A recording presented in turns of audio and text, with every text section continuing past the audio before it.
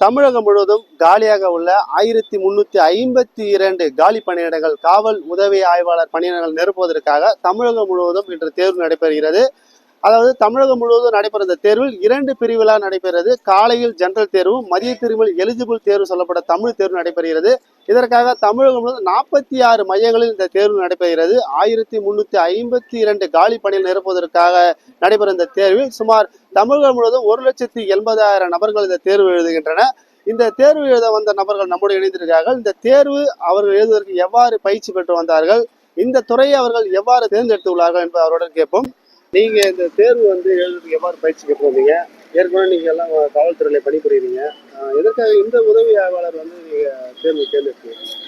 மேல அடுத்தடுத்த போஸ்டிங் போகணும்ல சார், அதனால நாங்கள் இதை தேர்ந்தெடுத்தோம். இன்னொன்று இந்த துறை பிடிக்கும், அதனால இதில் அடுத்தடுத்து நம்ம போகணும். அப்போ அதுக்கு அடுத்து என்ன பண்ணணும், அதுக்கேற்ற மாதிரி படிச்சுட்டு எக்ஸாம் அட்டன் பண்ண வந்திருக்கோம். இந்த தேர்வு எத்தனாவது முறை எழுதுறீங்க? எவ்வாறுலாம் பயிற்சி பெற்று வந்தீங்க? நான் இது 2வது தடவை எழுதுறேன். பயிற்சி நாங்கள் டியூட்டி போயிட்டு எங்களுக்கு எப்போ டைம் கிடைக்குதோ அந்த டயத்தில் நாங்கள் வீட்டிலேயே தான் ப்ரிப்பேர் பண்ணுவோம். ஏற்கனவே நீங்கள் காவல்துறையில் இருக்கிறீங்க, படிப்பு ரொம்ப நேரம் கம்மியாக இருக்கும், அதெல்லாம் எப்படி?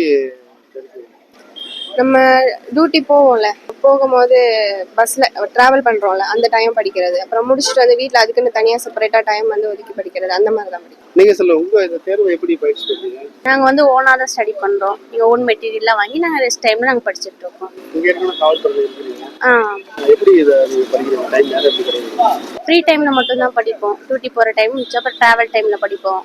நாங்க ஃப்ரீ டைம்ல தான் படிப்போம். டியூட்டி போயிட்டு ரெஸ்ட் கிடைக்கிற டைம்ல அப்படியே கண்டினியூ பண்ணி படிக்கிறது தாங்க சார்.